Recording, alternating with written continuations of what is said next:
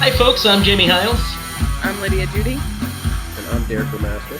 And this is Scream Bloody Movie, the podcast where we review a horror movie each week, go over the horror news, and kind of chitty chat.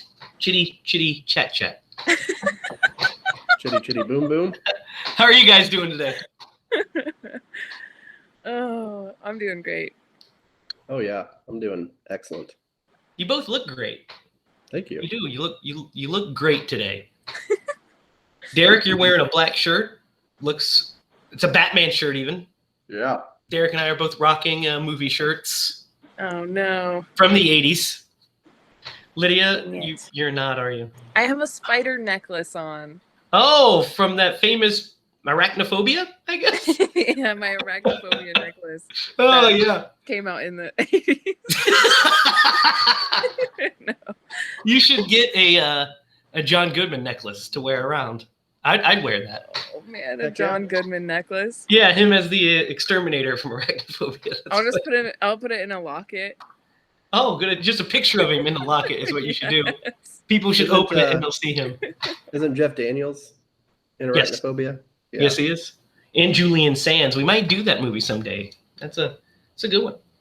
It is a good one. Plays on everybody's fears. Yeah, it's a big one. It was a decent sized one when it came out, and it's kind of forgotten these days, I feel like.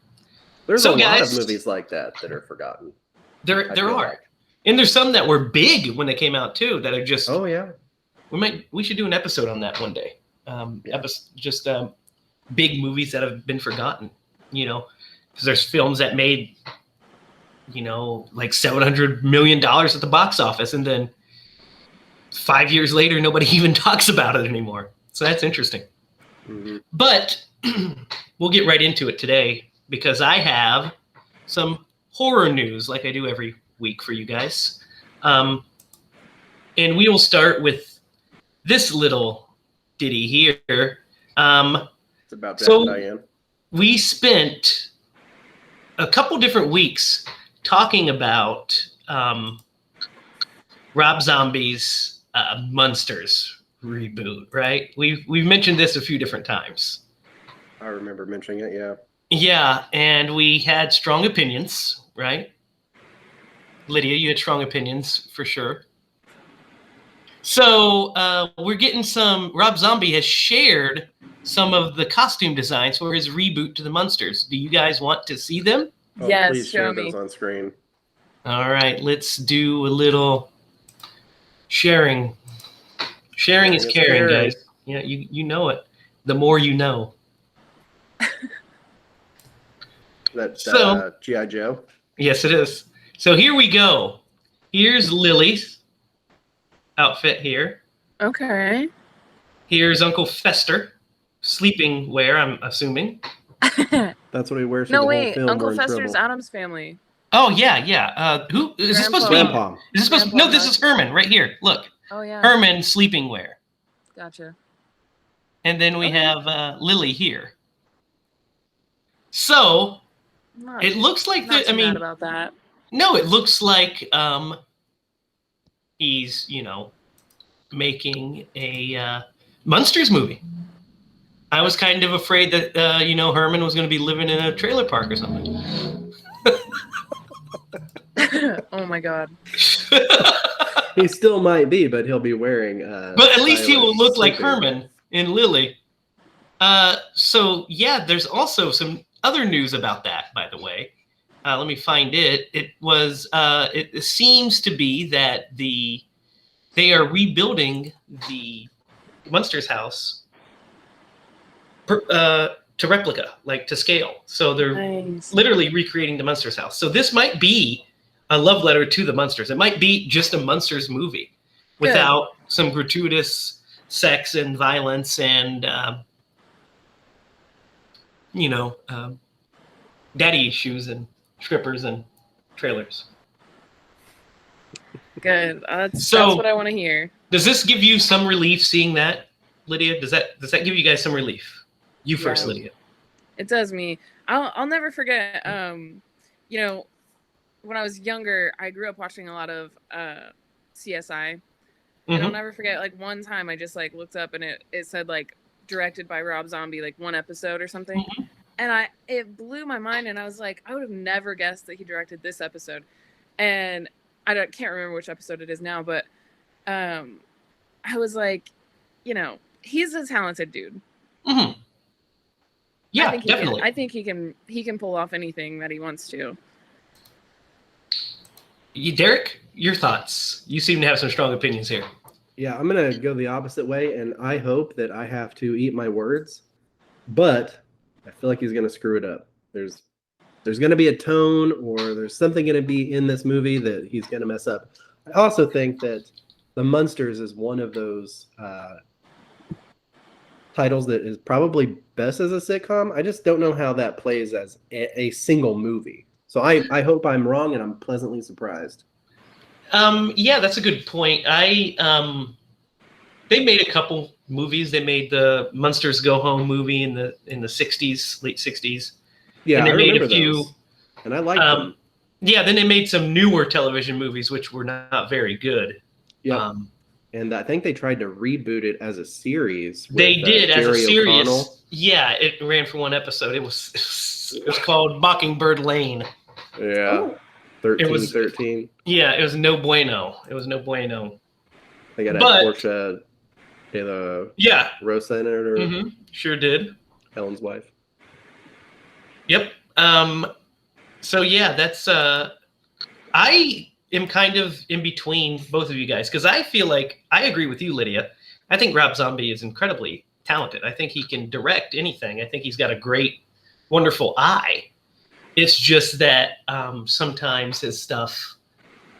He does his own. He does his thing. He has his own style for sure, and sometimes that clashes with the material. As the mesh of John Carpenter and Rob Zombie did not work in Halloween. It did not work for me, at least. I didn't feel like it worked. But Rob Zombie, doing his own thing, Devil's Rejects, House of a Thousand Corpses, what's the Lords of Salem? Interesting movies. I'm a story about House of a Thousand Corpses. I went to the movies to see that, and I fell asleep. So you were a huge fan of that one. Yeah, I also worked the night shift, but it was not an attention grabber for me, and I totally fell asleep within the first 30 minutes. Okay, so Derek, you're not a fan of that film. I think comparing now that I'm thinking about it, because there's Addams Family and a Munsters thing coming out, and it's two of my favorite things. I watched the Addams Family today, and which the 90s movie? No, the show. Oh, the old TV show is one of my favorite things to watch. Yeah, it's great. And I'm just maybe my fear that Tim Burton is gonna make it too squeaky clean is maybe where Rob Zombie's strong suit's gonna be. Maybe. I don't know if Tim Burton's making it too squeaky clean's my fear is more just if he's gonna make it too Tim Burton is my biggest fear. Well, yeah. Burtonize it. Yeah, it would be Burtonized. And that's kind of the fear with Munsters is he going to zombify it? And there's going to be, of course, a degree of that when you have a filmmaker with a strong voice. Their voice should come through and should be heard and should be felt. But if it's the right marriage for the material, I think is the question. I've got a pretty decent track record on trailers and knowing how they're going to do. I feel I do. But so I think the first trailer for both of those is going to be very telling as to what type of movie they're going to be. So we probably should hold judgment back until they come out. Oh, yeah. I agree. I'm absolutely ready for that. I'm excited to see Derek predict the Nostradamus over here. I'm actually the trailer predictor at doing it, but we'll have to get. I feel like I'm good at that too. I can be. Sometimes I get fooled. I remember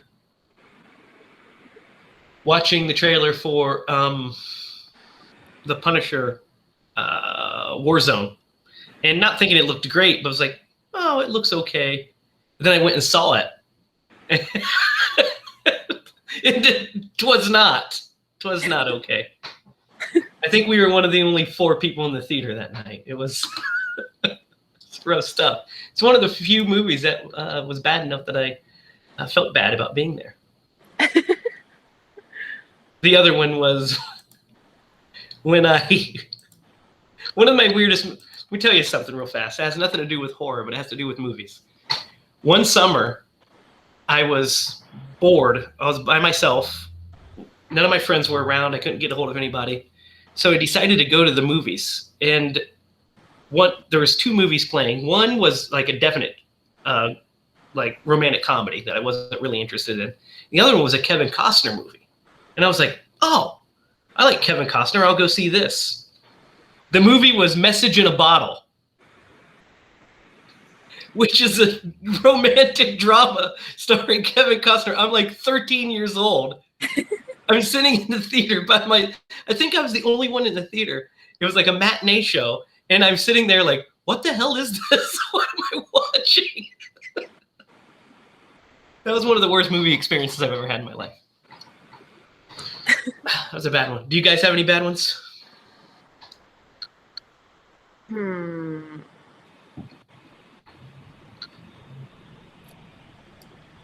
It must have muted me. I've got one.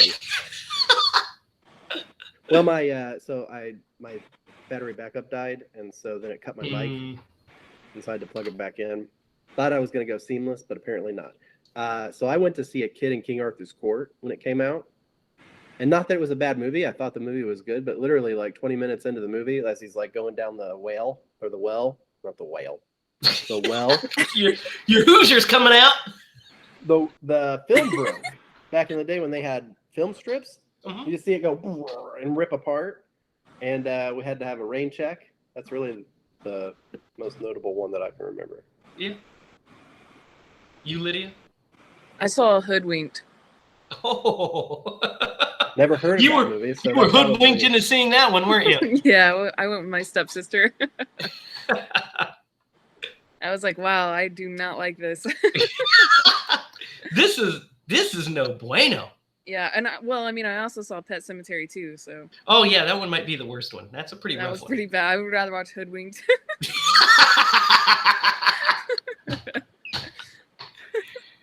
So, this is interesting. We know that there's a new Evil Dead movie filming. We've talked about it. And we briefly touched upon a new Evil Dead game coming out, right? I remember that. So that we finally have a pretty firm release date for the game, which is February of next year. February of 2022, we'll be getting our Evil Dead game, which I can't be more excited about. I mean, who doesn't want to play as Ash fighting Deadites? Because I'll tell you, I want to do that. Yeah, I played the iPhone game. Yeah, I have all of the console ones from back in the day. So, did you guys see where somebody donated a really rare game to Goodwill? It was an Atari game, maybe, or maybe for the original Super Nintendo. It went for at auction for $11,000. I saw that an unsealed, factory sealed copy of Mario 64 just sold for over $1 million. Holy. Wow. And I kicked myself for opening my game. I should have just kept it. I mean, now you might have the wherewithal to do that. Yeah. To hold that back, but no. As your kid, you're like, let me play that game. I must play it now. So we're gonna try something different here, guys. I've got here a horror quiz that I'm gonna share with you guys. And it's the stupidest thing. I came across it, and it was like the worst. If you guys miss these, well, it's terrible, and it might be detrimental to our show. So if we get all of them wrong, it might be detrimental to our cred. No pressure. No pressure, guys. No pressure. Okay. Are we a team or are we against each other? No, we'll be as a team. We'll be as a team, and we'll consensus The consensus will win. It's called Only Hardcore Fans Can Name These Horror Movie Icons. Yes. You guys scared yet? I'm excited. All right. Let's I love trivia. All right. Let's start with this one. Who is this guy wearing a William Shatner mask? I was going to say William Shatner, but is it Dr. Wynn, Michael Myers, Sam Loomis, or Peter Myers? Peter Myers. I think it's Michael Myers. Okay, Lydia, I'll go with your gut on this one. That's correct. So who's this Jack Nicholson? That was the caretaker of the Overlook Hotel. I'm going to say that is a Torrance. Looks like a Torrance to me. Does it? Now, is it a Danny Torrance or is it a Jack Torrance? Oh, it's a... Oh, I guess there are two. Yeah, no, that's Jack. Danny's a son. Okay, I'm going with your gut on this one, Derek. That's a tough one. Man. All right. Pumpkinhead. What? Hang on. So close. Having a meltdown. All right. A necromorph? So, is this a necromorph, the Na'vi, a xenomorph, or E.T.? It's the alien from Aliens. What is it, guys? It's an X. Xenomorph. It is a xenomorph. You are correct. I said X. Whatever. Who is this Anthony Hopkins? Serial killer. What is this guy's name? Is Nathan Verger? I'm wanting to say it's Paul Krindler. Paul Krindler. Who sounds like he does my taxes. Paul Krindler. Actually, my accountant is named Paul. Oh, see? Hannibal Lecter. We're going to go with that Hannibal. one. Hannibal. Who is this machete-toting killer? He's wearing a hockey mask. He totes machetes. On steroids? Is it Crazy Ralph? Oh my god. Is it Ned Rubenstein? Did you guys even get my reference? What did you say? I said Wayne Gretzky on steroids. Oh, yeah. Casey Jones? Anyway. Mm-hmm. Team NT. I'm catching it. I feel like I feel like your mic is quiet. Yeah, it is quiet. That's a good thing for us. There you go. Okay, Jason Voorhees. Who is this evil clown? Is it Bozo, Krusty, Captain Spaulding, or Pennywise? At least those are all clowns. At least those are all. Yeah. Yeah. Well, I mean, that's good news. I think today is Clown Day? No, Captain Spaulding. Oh. I love how it's Jeffrey Epstein. Yes, it's his birthday. What is the name of this leader of the Cenobites? Is that Butterball? Butterball is a Cenobite, at least. Nailhead. Nailhead is probably who I would think it would be. Oh my gosh. Pinhead on that one. Who is taking this quiz? Yeah, and it's like only the true horror fans can get this one. These are the simplest horror questions. Moaning Myrtle. Moaning Myrtle. Who is this creepy girl? It's the girl from The Ring. Is it Moaning Myrtle? Gengar. The Woman in Black or Samara Morgan? Oh, it's Samara. It is Samara. I don't know. It might be Gengar. Gengar is a fucking Pokemon. Fisherman. What the... It's okay. So the killer from Scream is his name, the Fisherman, the Skull Collector, the Woodsboro Ripper, or Ghostface. The Woodsboro Ripper is not bad. I mean, that's kind of a cool name. Yeah, that would have been a good name for the character in Stab. Yeah, I don't know what he's called, but it's Ghostface. Yeah, but this is Ghostface. Are you sure it's not the Skull Collector? Might be. I wish it were the Skull Collector. Ooh, finally a difficult one here. Yeah, yes. From Reanimator. What is the name of this arrogant and lustful doctor? Is it Dr. Dr. Victor Frankenstein, Dr. Carl Hill, Dr. Wellington Yueh, or Dr. Mark Hall? I'm not gonna lie to you, I would have gotten this one wrong. I know that's not the first one. Do you know what it is, Lydia? No, I don't. Do you have a guess? Dang. I would say it's Mark Hall. You think Mark Hall? Yeah, you were hovering above Dr. I think it's Dr. Hill. It is. I knew the answer.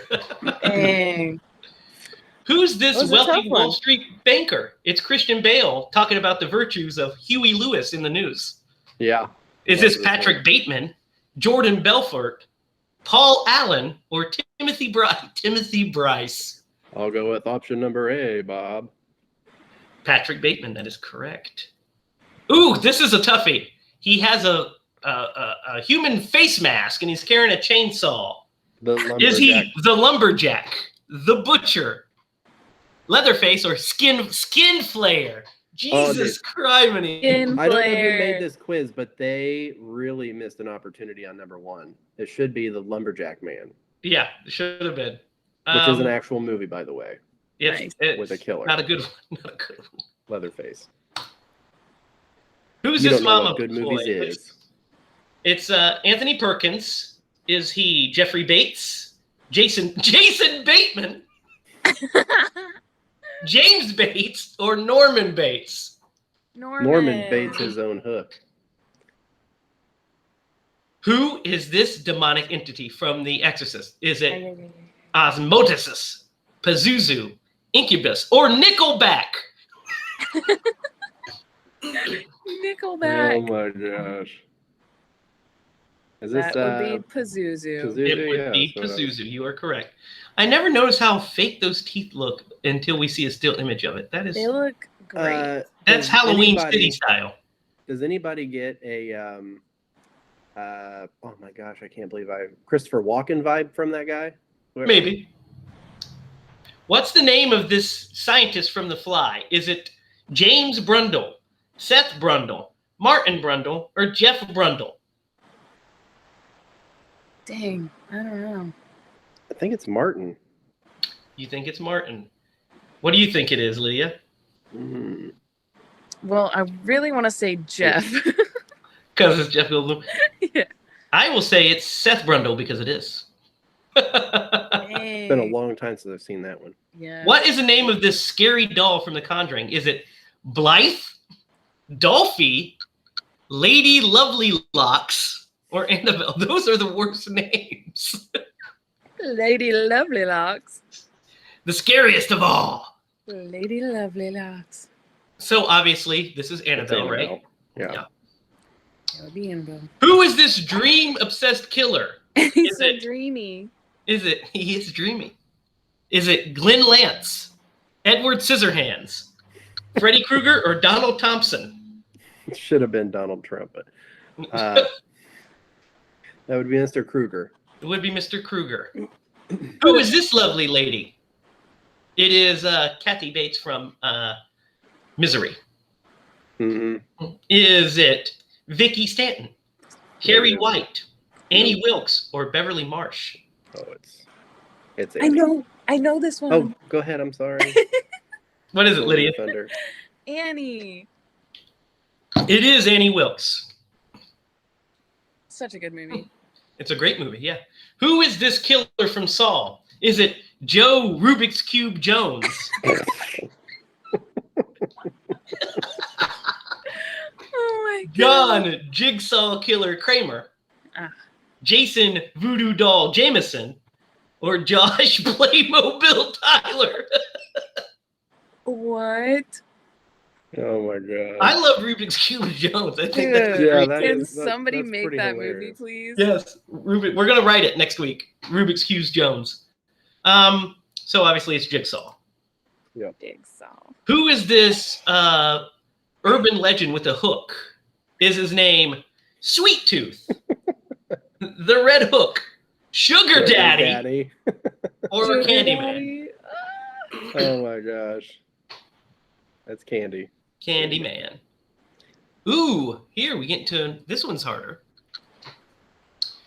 Who is the surgeon from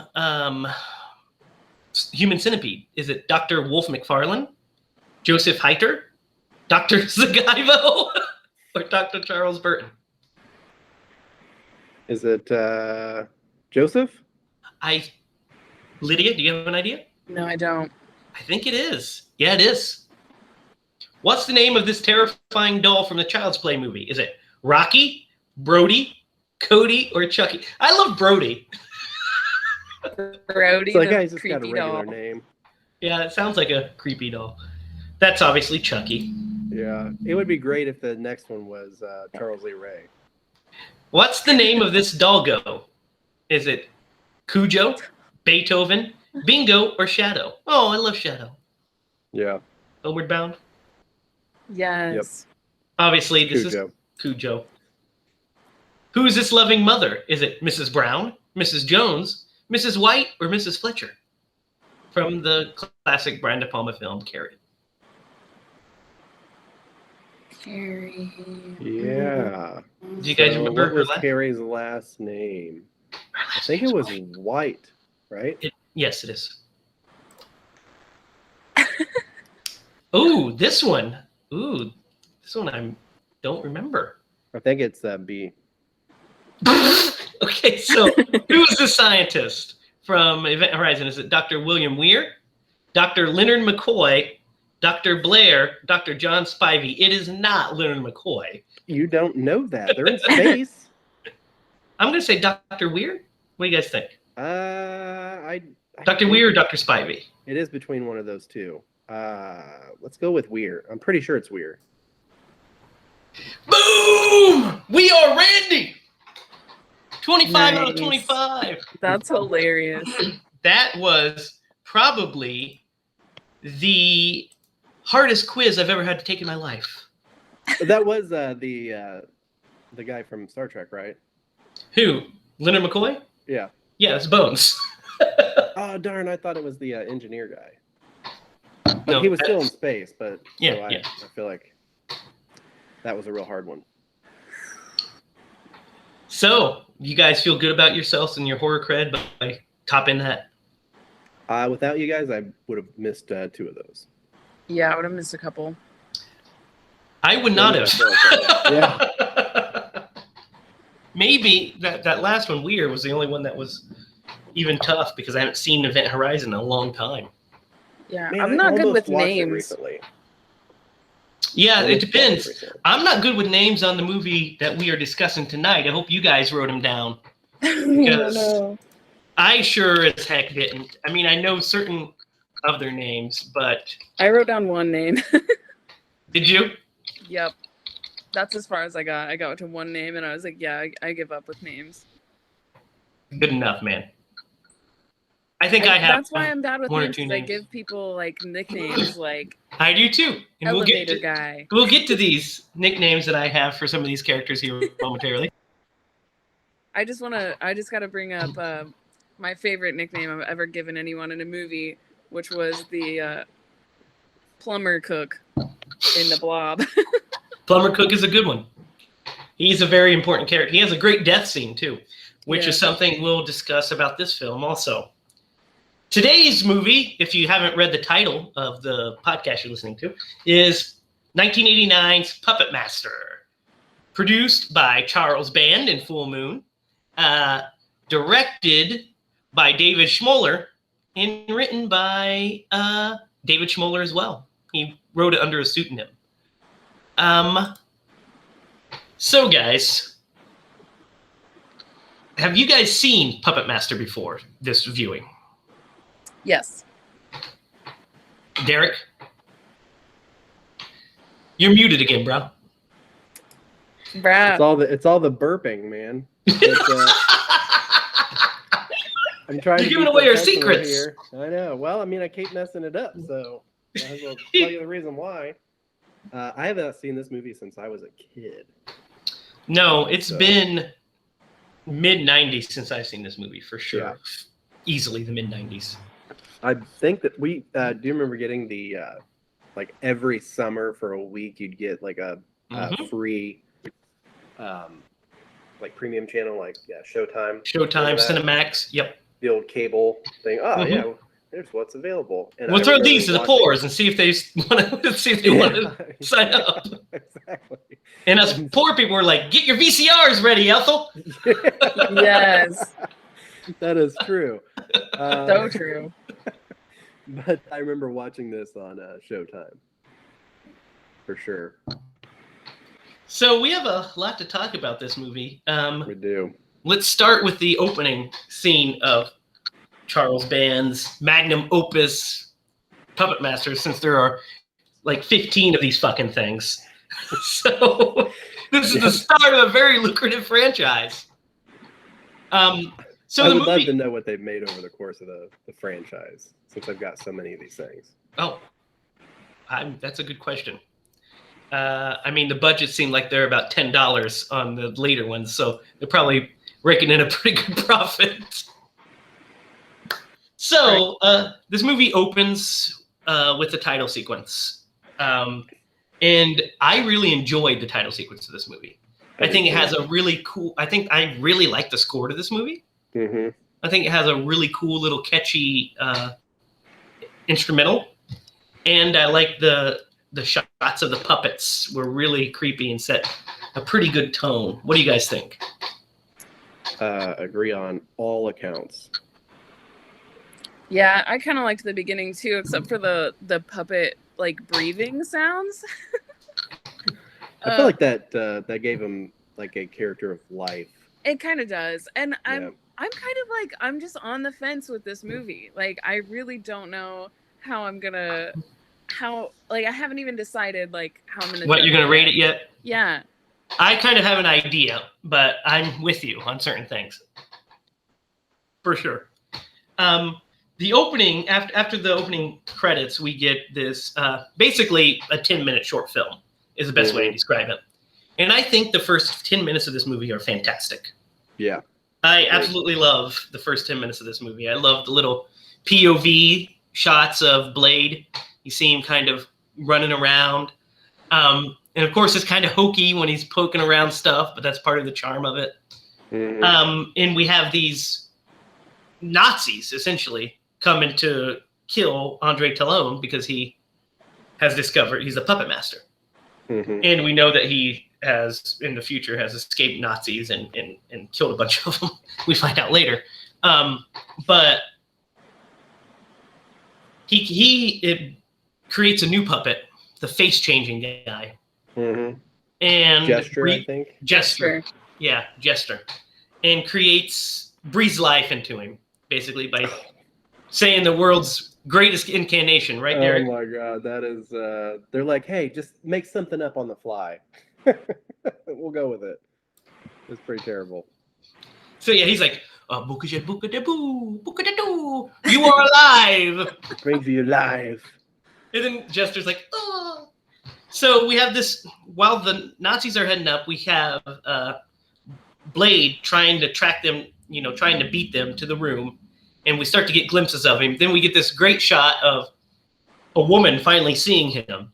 And she screams at him. And he raises his arm and screams back at her. Ah! And we realize at that point that he has a hook on one hand and a knife on the other.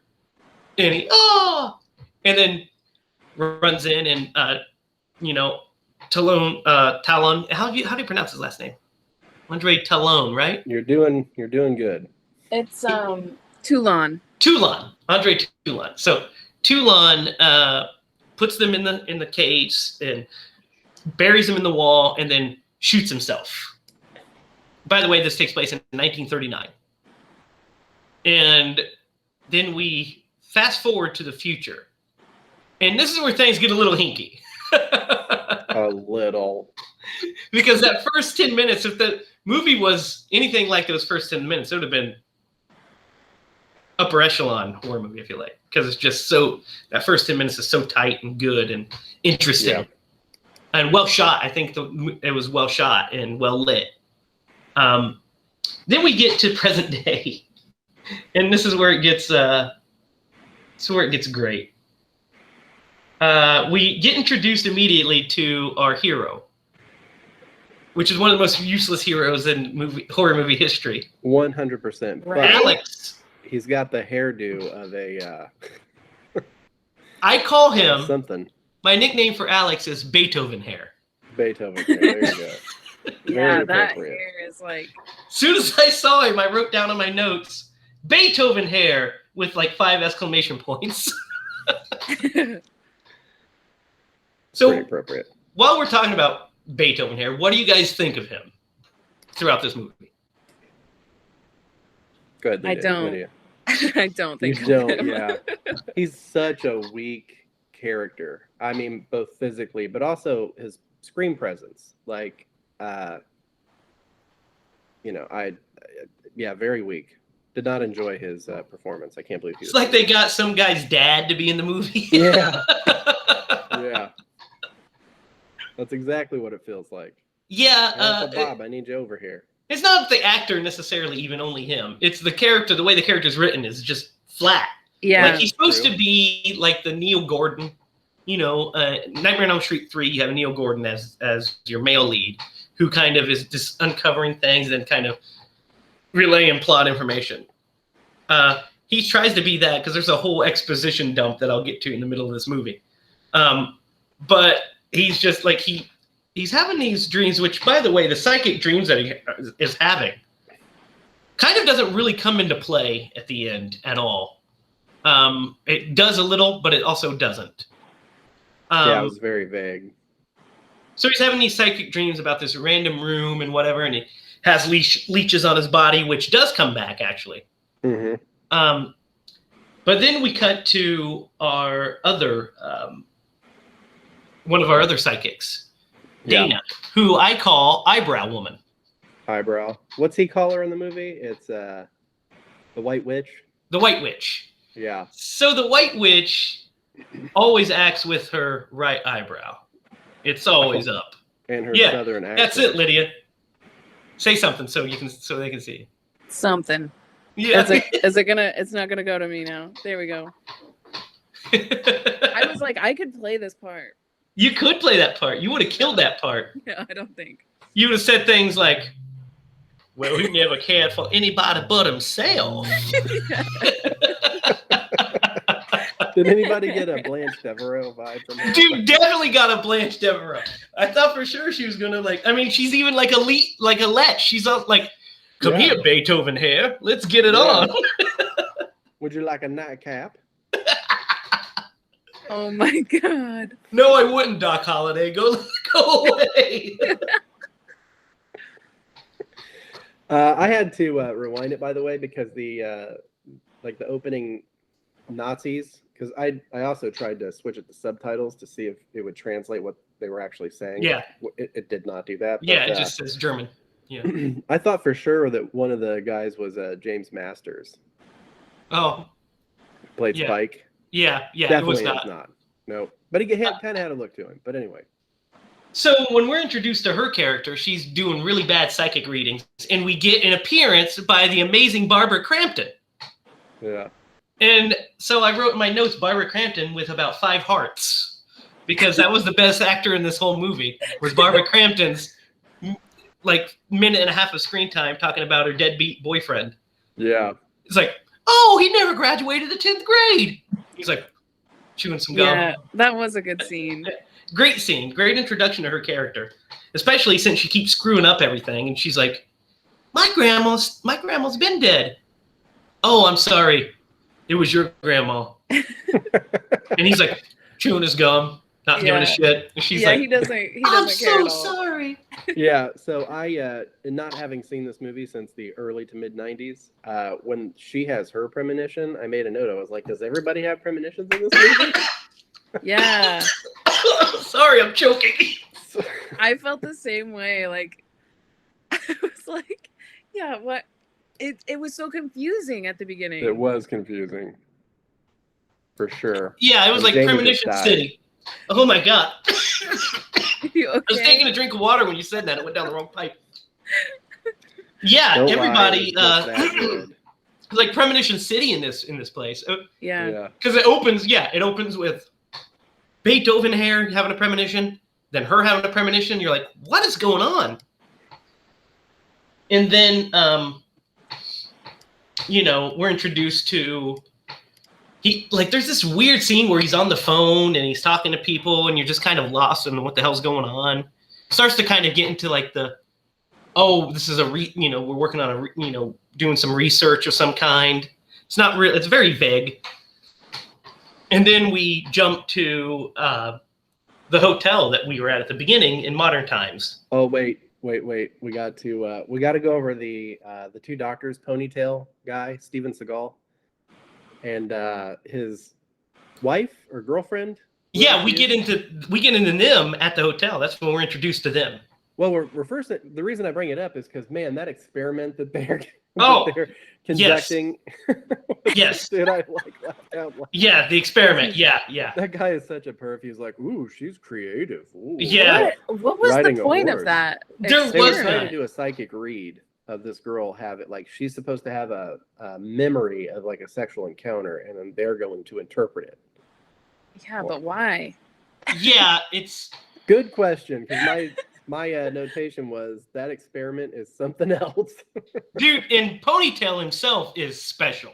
Dude, he is. He's just like the creepiest guy you could possibly get to play. Like, they cast him well, because that guy is fucking creepy. Yeah, no, he was well cast. And then, Then we go to the hotel, and all of them are introduced together. And we're introduced to what was the villain's name? Man, it was. I didn't write that down. Neil Gallagher. Gallagher, yeah. So we're introduced to his wife, Megan, and she's like, "Oh, you guys don't know why you've been invited here? I thought you knew. Neil's dead." So we cut to this mausoleum, essentially, in the middle of their house, and he's just laying. First of all, would not have him laying in the middle of my house. Well, why it's a not? hotel. Yeah, that's also a converted. That's a hotel that's closed at the moment. He's just laying there, and then they. He's in a casket, with the viewing kind of. So they do they have like this weird little dialogue. Beethoven and the wife leave, so it's the three psychics that stay behind, and they jab him with a. What is that? A hat. It's a hat pin. Yeah, like a brooch almost, right? And it seems like he's got a history. I mean, obviously he has a history with these folks. He had brought them together and formed this group, but I think right off the bat, they're just letting you know what kind of character he has. If she's gonna try to stick a pin through him, through his chest, see if he's even dead. She doesn't trust him. Yeah. No, they know he's bad news. Which and they know he's a liar. I was like, why would you stab him through the heart though? Because if he wasn't dead, you just killed him. Yeah. It was probably his lung. I think it was more like his lung area, but that's not a good thing to just puncture. No, you could have done it on his arm or shoulder. If it hurt him, he would have woke up if he was alive. You know. Yeah. You know. You wouldn't be like, I'm good. Just keep going. So that scene happens, and it's weird. By the way, you might as well add his death to the death count in this movie because it was off screen, which is most of them. Yes. We'll get to the kills. So we're gonna have a sub-section for the kills here in a minute. So what's weird about this is we get a lot of just exposition dumping for the middle part of this movie. This movie is really weirdly paced, I feel like. Yeah. And I think that's one of my biggest knocks on it is the pacing. Yeah. So we get that really great opening. Then we get 25 minutes of just plot setup. We get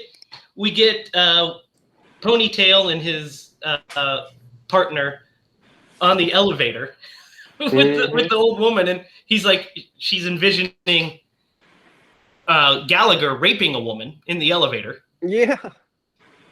And the caretaker says, "Oh, don't tell his wife about that." What?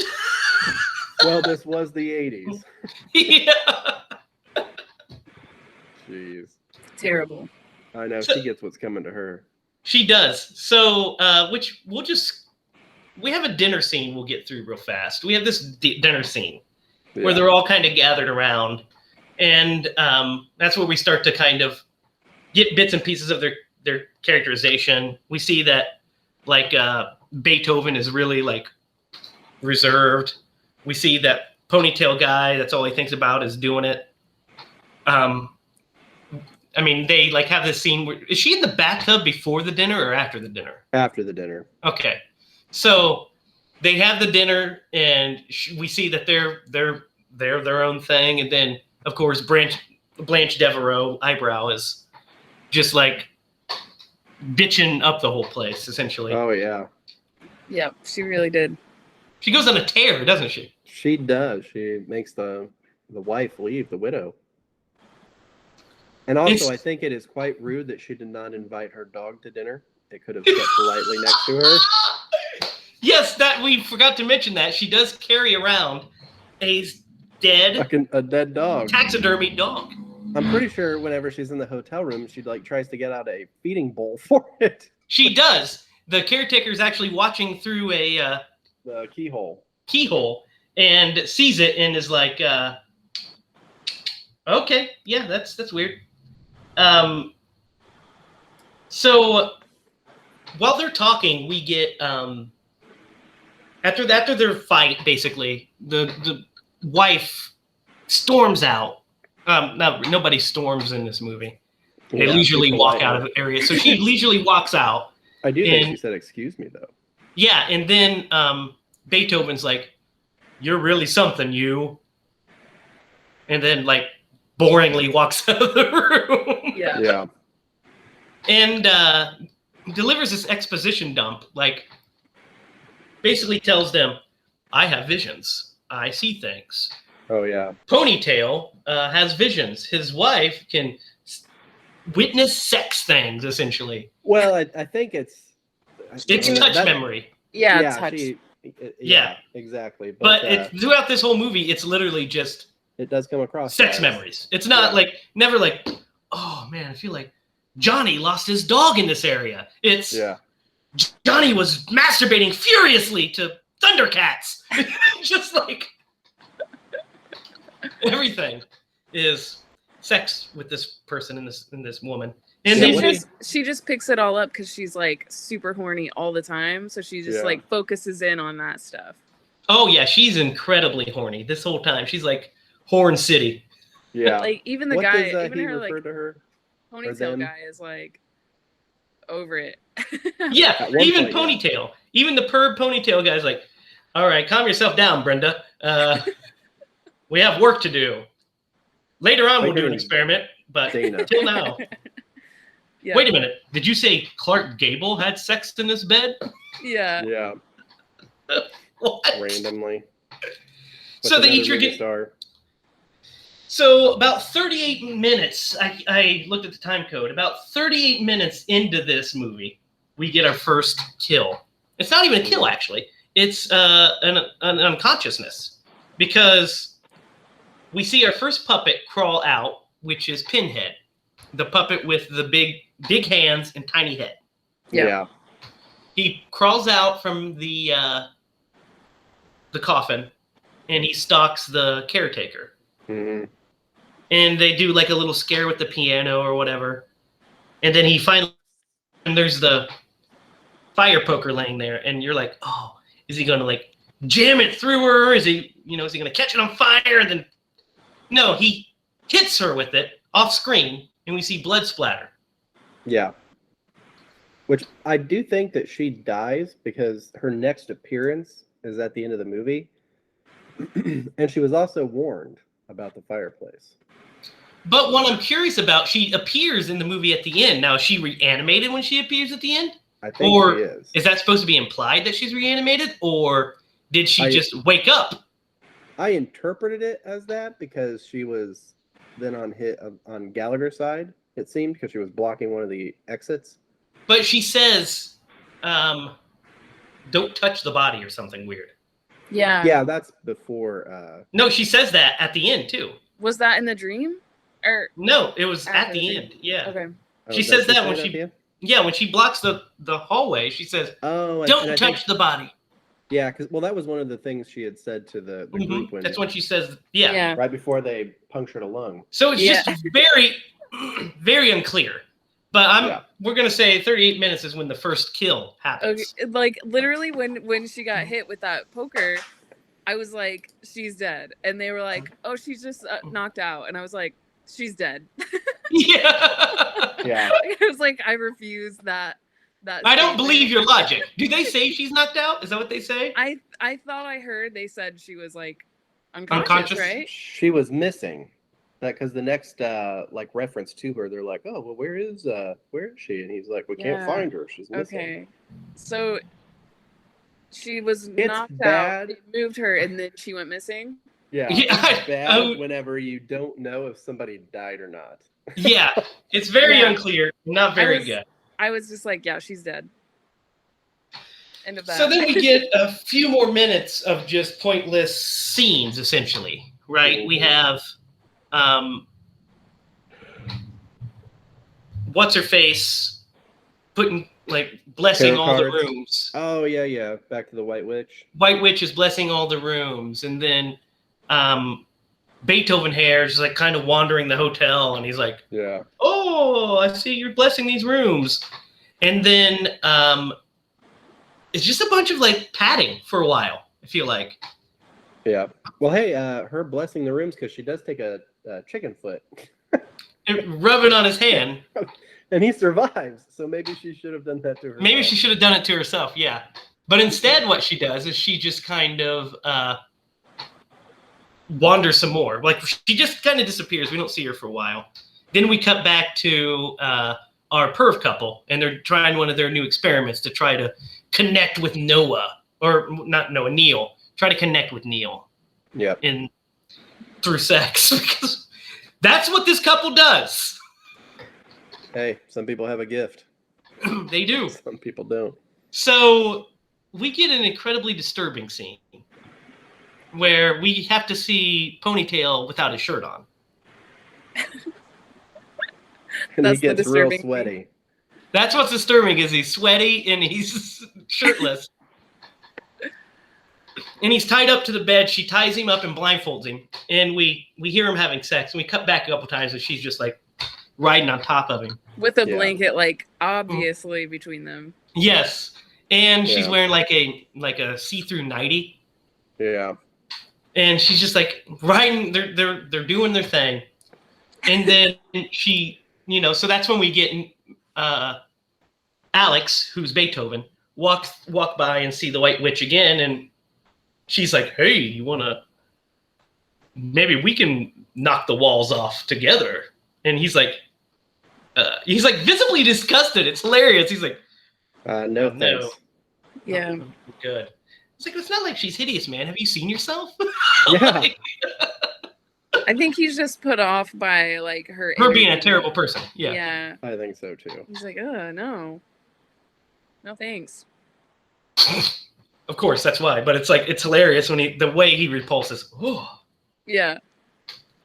And she's like, well, looks like it's you and me tonight. She walks into a room and fucking Neil's just sitting in the chair. Yeah. And she nonchalantly says, oh, yeah, I see you're moving. Let me shake these maracas at you. So as one would do. She shakes maracas. He looked creepy. Like, he had a smile. Like, he's dead. He's sitting in the chair with a smile on his face. Like, that was pretty creepy to me. Yeah. And it just immediately undercut by her shaking maracas at the body to, like... She's fearless. Relieve the curse. So then, instead of, like, a normal person, like, even if we were white witches and we had this, the power and whatever, if we walked into a room and our supposedly dead friend is sitting up in a chair, we wouldn't just nonchalantly be like, okay, we're going to... And then just leaving sitting there, I'd be like, nope, let's go to the next room. Let's tell somebody that this is going on. And in all honesty, I now question her ability as a psychic. Yeah, she did not see that coming. Yeah. So, of course, she's attacked by the puppets. And we get our first introduction to the drill puppet, right? No, that's... No, No, it's Pinhead again. It's Pinhead and Blade. And Blade. So, Pinhead, like, trips her, and apparently when he does it, he, like, breaks her calf. Dude, the amount of trips in this movie. Because they're so low to the ground. Falls, like, so, I don't know. They don't even fall hard. They're just like, they just fall. They just keep falling anytime somebody touches their leg. Yeah, in this one, he, like, trips her onto the bed, and I guess somehow, like, massages her calf and it, like, is, like, busted open or something. So she can't walk. So she's, like, crawling. Yeah. And so she has, like, a decent decent little chase scene where they're chasing her. The puppets are. I like the puppet animation. I do too. And I really think the way they animated the puppets look great still. I think Pinhead is like actually really terrifying. Yeah, he is. He's kind of unsettling because he has like real human hands. Yeah. And it's creepy. Yeah. Creepy. I feel like they spent their entire budget on location, the puppets, the animation, and then they're like, we really don't have anything left for these death scenes. Yeah. Well, yes. Make it most of them off screen, and then which is what we're going to get into now when she actually finally dies. He chases her into the into the elevator. Yeah. Blade drops from the top, which can I just say we'll talk about it later. So Blade drops from the top, and he slices her neck, like throat slit, and it is a terrible throat slit. You don't see it. She covers it the whole time. Yep. It's basically might as well have been an off-screen death. Yeah, I think that. And in her vision, she was like picturing, like I thought she was like being strangled. Mm-hmm. So they should have just left it at her being strangled by Pinhead. Yeah, I know, because he's perfect. He's got it's perfect. Yeah, and you wouldn't have had to like waste her time with doing makeup effects and not even show him. So just strangle, and that would have been terrifying enough. Yeah. And it would have tied into the story that you wrote. But, so, she's dead. Then we cut back to our couple bumping uglies, and Beethoven Hair is just not having a good time with this. No. He's super upset. He's trying to cover his head constantly about them. He's like, give it a rest, will ya? And they finally... the drill head walks into. Yeah, she. His name is Tunneler.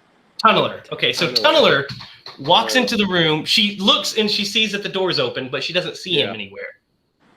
And she hears something under the bed, so she drops down. And this is the most disappointing kill of all of them. Yeah. Because it's set up to this great kill. She sees him under the bed. He starts his drill. And then we cut away, and we just hear the drill sound. Yeah, we see her red hand come up and grab the bed bed sheet. Yeah, I'm kind of glad it didn't show it because I didn't want to see it. I wanted to see all of it. How about you, Derek? That puppet killing people. I watched this at like midnight last night, right before I was going to bed, and I was like, "This movie better not give me nightmares." Oh, so I was like relieved every time it didn't show anything. I was beyond disappointed every time. Yeah, How about me you, Derek? too. No, me too. The gore hound in me was like, "This is terrible." Yeah. If I had popcorn, I would have thrown it at my TV. Boom. And I mean, it's unfortunate because it's a creative kill idea. You know, it's a good idea, and we just don't get to see it. Well, and then some of these puppets are genuinely scary. Mm-hmm. Like I think Blade is the scariest looking of them all. Yeah, he is. And he at one very point, scary. I'm pretty sure that when he slices her throat, it shows one of the scenes that he slices something, and like his blade is completely clean. Oh, dude. Like, yeah. There's it's after he kills her in the elevator. There's a great shot of the blade in front of his face, and it's a wonderful shot of like, oh man, that's great. There's a lot of really good shots in this movie, a lot of really good cinematography and shot choices that are done in this. So then we get the most bizarre kill of them all, which is when the Leech Woman. Yes. Yeah. I hate her. Yeah, I hate this whole scene because first of all, it's weird and creepy, and then on top of it, we have Ponytail with his shirt off, getting his nipple bit by a puppet. Yeah, he's all into that. He's like. Now, once she introduces the leech, he's like, "Oh, this is starting to hurt." Yeah, this hurts. Stop it! And then he sees her, which you wouldn't even feel. I feel like you don't feel when a leech is on you. Yeah. No, that's why people don't know they have them on them until they see them. Yeah. Yeah. And it's odd. So what is she? What are these leeches? Because first of all, why does this puppet just spit leeches out? What the hell is that? it's so gross. And secondly, like, what is that death? Like, did he just get sucked out? Did he get his blood drained by these leeches? How long were they sucking on him? Yeah, I don't think they actually finished that kill through. Did they not? We just cut. It cuts away to the hotel, and you hear him go, "Oh!" Yeah, he just screams. Exterior shot, scream. Yeah. Maybe he was scared to death. Yeah, that would get me. Although I will say it's hilarious that when Blade is looking through the keyhole at the couple doing it, the little spikes come out and he goes, "Oh!" Yeah. One of my favorite bits. He looks in one room and he's like, moves to the next one. Yeah. With a chair, he takes a chair and climbs up it and looks in the keyhole. All of Blade's POV stuff in this movie is great. I love it. Yeah. I agree.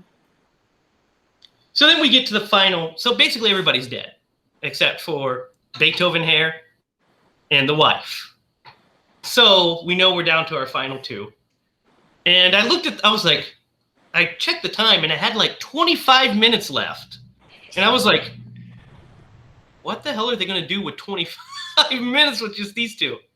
Well, the answer is a doozy. It is multiple dream sequences. Yeah. Yeah, where that don't pay off. Thing. Yeah, exactly. I mean, so we have off in the sense that he gets to finish one of her sentences. Yeah, because that is so bizarre. That is so bizarre. He has the dream sequence of it happening. He has the dream sequence of it happening again. Then when you're like, okay, so in the one dream sequence, she basically turns on him, and is Gallagher's introduced, and he shoots her. And then he shoots him. And then so it plays out the same. And he's like, yo, let me get my shoes on. And they're walking upstairs and he finishes her sentence. And you're like, oh, so is he going to go in there and there's that big elaborate room? No, that room doesn't exist. Goes in and says, I found Toulon's thing. Yeah. Okay. So they make it downstairs and there's a reprise of the dinner scene. Because you have our villain, who is... What did you guys think of the villain in this movie? Is a terrible choice. First off, I thought the actor did a terrible job. My opinion. He was not intimidating at all. And he just, he was a little too eccentric. And I didn't find him at all scary. Yeah, I thought he was kind of goofy. Yeah, goofy. I found him to be kind of pointless. Yeah. Yep. You know what I mean? Yep. Like just kind of like a pointless villain. And so he's alive, and he gives this really convoluted explanation as to how he's alive. So essentially, he finds the secret to being the puppet master, right? Kills himself, like Toulon does, but resurrects himself. Nope, plot hole. Because I was thinking the same thing. Like, man, if you killed yourself, who brings you back? Actually, I think it's explained at the end, now that I think about it. Oh, yeah. I just got it too, yeah. How so? His wife did it. Oh, right. She did. I think she was in on it the whole time. Yeah, she brings the dog back at the end. She brings the dog back, so she's the puppet master. It makes so little sense that even seeing the end of the movie, you're still like, what the fuck did I just watch? Yeah, and if you're not paying attention at the end of the movie, you'll miss it. And still don't know that that's actually what happened, but it's the only plausible thing I can think of. But I'm confused about it too, because she could have just learned the power of the puppet master afterwards as well. She could have. So yeah, and she should have been controlling him the whole time. Possible, but why did she let Beethoven live then? It must have been she liked his hair. Yeah. She's like, I can't kill that guy. Did you see how useless he is? Yeah. So we get some weird stuff going on. He starts explaining how he killed himself and all of that good jazz, right?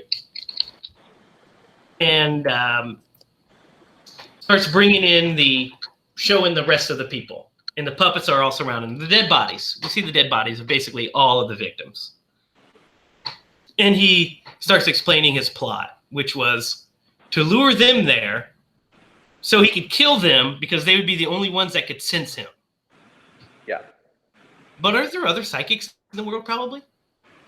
Yeah, but I feel like it's slightly explained that they have a connection because of him bringing them together and then like going on this quest to find this puppet master. I'm stretching here, but I think that's what they're alluding to. Yes, that's what it seems like. Yes. So we have, I'm having a lot of problems right now because if we go by the facet that she brought him back, was she bringing him back for evil because she totally is trying to save Beethoven when he's beating the shit out of him? Yeah. And he's totally beating the shit out of her too, like throwing her around and stuff. So it's like, I'm confused by this now. So we take it on face value that he brought himself back like he says he did. Yeah. Then, and so that he's all to blame on it, we still run into other problems, which is, first of all, we find out that Alex, our hero that we've been forced to follow this whole time, because it's not like we willfully followed Alex anywhere, but he just gets the shit beat out of him. He's like worthless. He's just like punching the shit out of him. But at this time, he throws the puppet down. Yep. And he starts being mean to the puppets. So the puppets start to turn against him. Bad call. They realize, hey, this guy's not cool. And the jester sees him start hitting the woman and then punching the crap out of Beethoven. And he's like, turns and looks at Blade like, I don't like this. And Blade gives him the nod. We've been duped. Yeah. So the puppets end up. So Beethoven finally gets a couple hits in, then traps him in the elevator. Yeah. Throws him in the elevator, and then Pinhead traps him in the elevator. Yeah. Then once Pinhead has him trapped in the elevator, the rest of the puppets attack, which is the only kill we see on screen. Yeah. Also, by the way, there's a point when Screwball. That's what I'm going to call him. What's his name? Tunneler? The Tunneler, yeah. Yeah, we'll go with Screwball. So it's when Screwball like goes into his house and then comes back out, and it's like perfectly clean. I hated that too. Yeah. I was like, guys, like they cut his fingers off, and he's squirting green goo, and then the next time you see his fingers squirting stuff, it's like clear liquid. Yeah, but I was like, man, you couldn't have thrown some green on that guy. You know what I mean? Or red, yeah, something black. He just threw something on him because he looks just kind of like he's just like perfectly clean. Yeah. Throws him down. So yeah, he gets tunneled in his leg. He gets tunneled in his neck. He gets leeches put in his mouth. He gets the shit punched out of him by Pinhead, and he gets hooked by Blade. So all of the main puppets have their time to shine when they kill this guy, which is the best kill in the movie because it's the only one we see. Yeah. Yep.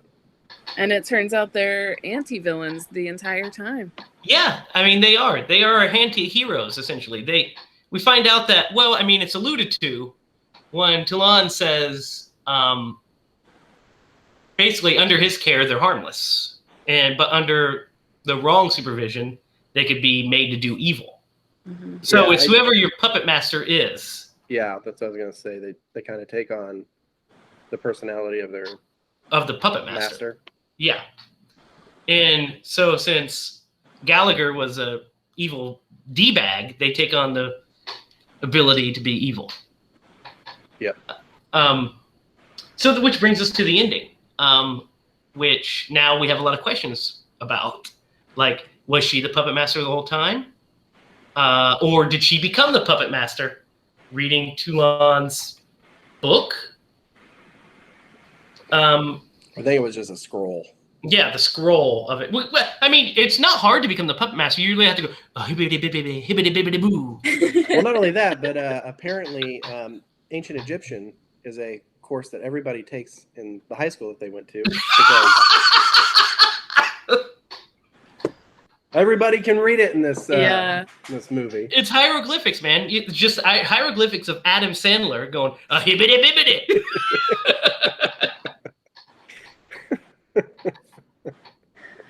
Oh, so then we get it's interesting that she brings the dog back, but it's kind of a weak ending because it just kind of comes out and like it's just kind of there's no resolution. It's just like, well, I know everybody just died, but I'll see you later.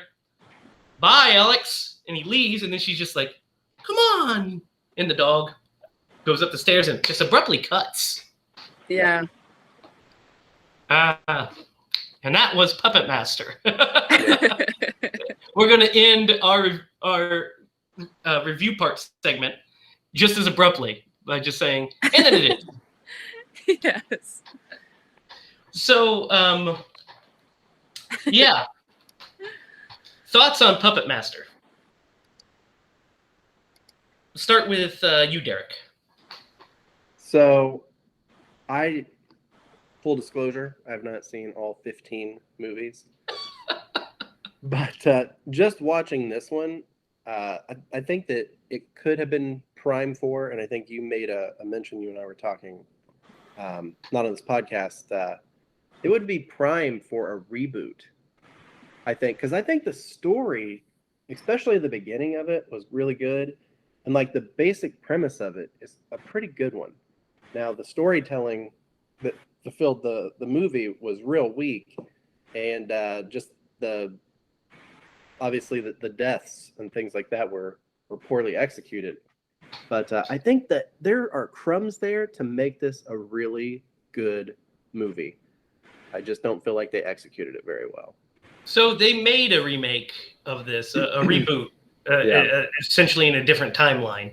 In 2018, Fangoria Pictures made one starring Thomas Lennon. And it's fun. It's called The Littlest Reich. It's crazy and insane and slightly offensive and gory. It's a fun. We'll watch it sometime. We'll review it sometime. A good time. Yeah. Lydia. I'm interested to see that one. Yeah, I didn't know that. I was gonna say the same thing actually. Me and Jake were watching it last night, and I was like, why don't they remake this, like something that needs remade? It definitely, like you said, the story isn't fully there, but let's make it a little bit more modern or something, and put a good story in there. And the puppets, leave them the same. The music. I just want to point out the music in this movie. I hits some kind of nostalgia for me. I don't know what do you guys. I love the music. I love the music in this movie. The little opening music bit during the credits is awesome, and the reoccurring motif that they use is really good too. That little theme, basically the Puppet Master theme, I really liked. And it was definitely if you didn't see anything of this movie, you just heard the the musical score that goes to it, you would know what era it came from. And I think that was part of the nostalgia feeling, because I felt it as well when I heard it. I'm like, oh yeah, this reminds me of the 80s. Yeah. Yeah. 90s. Great stuff. Which was the greatest time in history. Well, at least as far as movies are concerned. Yeah. With civil rights and equality, we had some ways to go still, but I agree. But no, I also really enjoyed this movie. I think the concept is great. The concept is strong enough that they've made 15 of these things. Yeah. So it's still going. There's a new one coming out this year, a prequel bit called Blade: The Iron Cross. So it's a Blade spinoff. Oh man, I gotta watch the Iron Reich. The Littlest Reich. The Littlest Reich, yeah. Yeah. What the Iron Reich? Is that like a stinky piece of iron? A little strike. Are you trying to say the Iron Sheik? Maybe. For those wrestling fans. Listen, Bubba! For our wrestling fans out there. Yeah. Man, there was something I was going to mention that you hit on, and now I lost my train of thought. Maybe it'll come back to me. But yeah, but the story for this one, yeah, is weak for sure. Like it just doesn't hold to the scrutiny that it should, I suppose. Like the concept is there, but they hadn't figured it out yet. So the movie kind of pads out for a long time. Yeah. What I think would have helped it is honestly more characters, just because then we could have more kills. Since the characters were uninteresting and the story wasn't as interesting, we could have at least had some peripheral characters being killed, so we would at least be experiencing something, as opposed to Beethoven telling us about his psychic abilities. Yeah, well, I mean, and even if they would have like elaborated on the kills that they had, would have made an impact on this movie, and I think would have, at least for me, would have, I know what I'm going to give it as far as a pumpkins count, but that really was as a horror movie and as a horror fan, that was a big detriment to this movie. Okay, so why don't we give it its pumpkin count real fast? Let's start with you, Derek, since you were the last one talking, and I get to decide who goes first. It's you. Yep, I'm going to give it a 4. This is my lowest, I think, of all the movies we reviewed. You've given like 3 movies 4s, Derek. I have not. I just looked at it. Now I got to go back to it because I forget. I've given 2 movies 5s. 5.8 and 5.5. Jesus Christ, with the 5s. So you think this is worse than all of the other movies we've watched? Yeah. You picked this movie. You did pick this movie. Well, and like I said, it has the foundation. It just did not. This is gonna be a lame analogy. It just didn't build the house, man. The off-screen kills like really hurt this movie. I think that it's a great concept, and I wanted to love it, but I don't. Lydia. I think I'm gonna give it a 5. Actually, I love puppets and I love stop motion, and this movie gave me both of those, and I'm like, I mean, that's almost a 10 for me if it wasn't for a couple other problems. Like the rest of the movie. Like the rest of the movie, and like I mean, the Leech Woman takes 5 notches down. That's it. Just the Leech Woman. I will also give this movie 5. I give this movie a 5 out of 10 pumpkins as well. I enjoy it. I think it's fun. I had a fun time watching it. So I don't think this is, I think technically a movie like Pet Sematary or the remake of The Fog are better movies. But I was just as bored I was more bored with them than I was this one. Even though there's parts of this that dragged, I was still having a good time watching it. Yeah. If the story was better and it had better leads, better actors, and better characters, if the characters were better, I would probably give this movie a 7. Because I think the stop motion effects are really strong. Yep. And I think the puppet designs are next level excellent. I mean, if we're just going based off monster designs, I would give this a 10. So I think the puppets are excellent. I completely agree. Derek, you talked about asking us a question earlier today about the puppets. Did I? Yeah, okay, I'll just do it. I was setting you up. Yeah, go for it. It was your idea. Derek wanted us to give our favorite puppet. Yeah. So we'll start with you, Lydia. Who is your favorite puppet? Jester. Why? I just like his face. Good answer. I like all of his faces. Derek, who's your favorite? I'm going to go with Leech. No! I'm just kidding. I knew I was going to get a reaction out of you, Lydia. Man, I like Blade. he was the most compelling of them. But I see why you liked the Gesture. He was fun. I liked him a lot too. Mm-hmm. Yep, my favorite is also Blade. I think Blade is one of the like upper echelon horror characters. Like his design is awesome. He's got the cool hat, the cool wispy white hair. He's got the pale face. He can be terrifying, but he also is super cool. Yeah, he really is. And I mean, like, just he's on like all the covers almost, right? He is the only puppet to appear in all 15 movies. Yes, and I mean, like, if you're he is Puppet Master. I don't. People might not know about this, but when you walked into a movie store, you know, we talk about this all the time, like the movie store effect of seeing the cover. Mm-hmm. You see that puppet first, and you're like, "What is this? I have to see what this is about. Is this good?" Like, you have to watch it just because of his face. So yeah, he's got a very eye-catching design, and his performance is really fun too. The quirkiness they gave him. Mm-hmm. And he's just an awesome character design, and one of my personal favorites in just horrordom in general. I was at a toy store last year or so, maybe it was before the pandemic, or maybe right around, and they had the puppets from Puppet Master, like full size. Oh my god!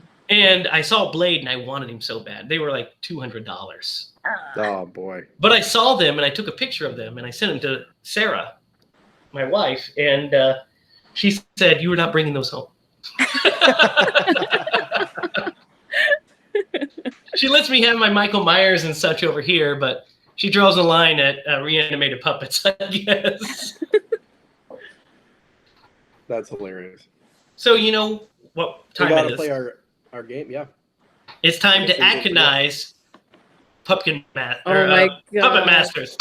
So, Lydia, do you want to start, or do you want Derek to start? Oh, yeah, I haven't given it any thought yet. So go ahead. Derek, who would Tom Atkins play in Derek Lemaster's Puppet Master? Beethoven. Totally. He would have made this movie. Alone, he would have probably raised it like 3 pumpkins. Man, he really would have, though. Yeah. Is that who you're going with too, Lydia? No, I'm going to say Ponytail Guy. He also would have been... That would have made more sense to me. Yeah. So, yeah, I mean, he could totally be... Because, I mean, the ladies can't get enough of him. Right?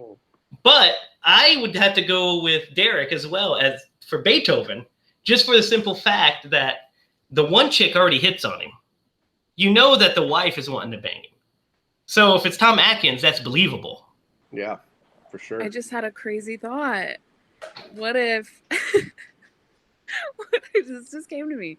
What if Tom Atkins was Ponytail Guy, but what's his name? I didn't put it together fast enough. From the Fog remake. Tom Welling?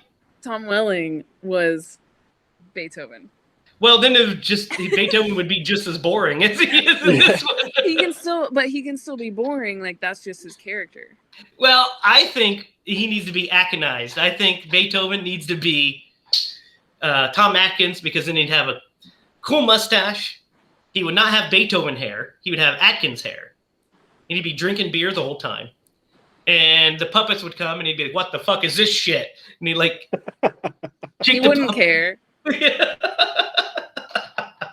Would he have gone to bed with the White Witch? Well, yeah. Yeah. But it wouldn't have like cramped his style. Wouldn't have slowed him down one bit. No, he would have done it. Then he still would have been in the same place, so that way what's-her-face can knock on his door and be like, "Let me get my shoes on. She's probably wanting to take me upstairs to bang." Yeah. Even though I had the premonitions. Well, we know what she's really wanting. Hey, those are more like, an outline of what could happen. Yeah, exactly.